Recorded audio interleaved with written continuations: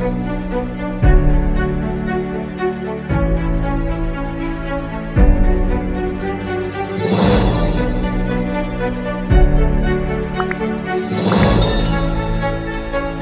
ఈ కెరీర్లో ఏమేమి హిట్స్ ఉన్నాయి, ఫ్లాప్స్ ఉన్నాయి అనే విషయాన్ని ఈరోజు చెప్పబోతున్నాను. మన మూవీ లవర్స్కి ఇది ఇన్ఫర్మేషన్ కూడా. మరి అనిల్ రావిపూడి కెరీర్ ప్రారంభమైంది నందమూరి తారక రామారావు ఆర్ట్స్తో. మరి మొట్టమొదటి సినిమా పటాస్. కళ్యాణ్ రామ్ నటించినటువంటి ఈ చిత్రం బ్లాక్ బస్టర్ హిట్ అయిన విషయం మనకు తెలిసిందే. ఆయన మొట్టమొదటి సినిమా కూడా. మరి దాని తర్వాత వచ్చినటువంటి రెండవ సినిమా సుప్రీం. సాయి ధరమ్ తేజ్ కెరీర్లోనే ది బిగ్గెస్ట్ హిట్ మూవీ అని చెప్పాలి. మరి మూడవ చిత్రం రాజా ది గ్రేట్. మనకి రవితేజ గారు గుడ్డివాడి పాత్రలో ఏ విధంగా యాక్ట్ చేశాడో మనం చూసాం. అది కూడా బ్లాక్ బస్టర్ హిట్.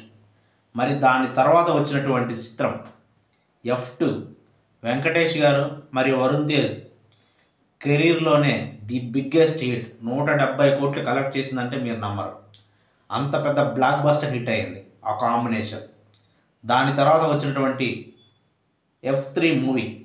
ఈ చిత్రంలో కూడా వరుణ్ తేజ్ అండ్ వెంకటేష్ గారు సినిమా బ్లాక్ బస్టర్ మీద ఇచ్చిన తర్వాత మళ్ళీ ఇంకో బ్లాక్ బస్టర్ ఇచ్చారని చెప్పాలి. మరి దిల్ రాజు గారి సమర్పణలో ఈ రెండు చిత్రాలు జరగడం జరిగింది. మరి దాని తర్వాత వచ్చినటువంటి చిత్రం బాలయ్య బాబుతో తీసినటువంటి బాలయ్య బాబు శ్రీలీల కలిసి నటించినటువంటి చిత్రం భగవంత్ కేసరి. ఆయన ఇప్పటి వరకు మామూలుగా comedy, entertainment and feelings and ఎమోషన్స్తో తీసే చిత్రాలు. మరి దీంట్లో భగవంత్ కేసరిలో మాస్ ఎలిమెంట్స్తో కొత్తగా ట్రై చేయడం జరిగింది. ఈ సినిమా కూడా బ్లాక్ బస్టర్ హిట్ కొట్టింది. మరి నిన్న వచ్చినటువంటి చిత్రం సంక్రాంతికి వస్తున్నాం. ఆల్రెడీ 100 crores క్రాస్ చేసింది. దాదాపుగా 4 రోజుల్లోనే 100 కోట్లు కలెక్ట్ చేయడం జరిగింది. అనిల్ రావిపూడి మహేష్ బాబు కాంబినేషన్లో వచ్చిన చిత్రం అంటే సర్లేరు నీకెవరు. మహేష్ బాబు కెరీర్లో అనేది బిగ్గెస్ట్ హిట్. మరి ఈ చిత్రం కూడా బ్లాక్ బస్టర్.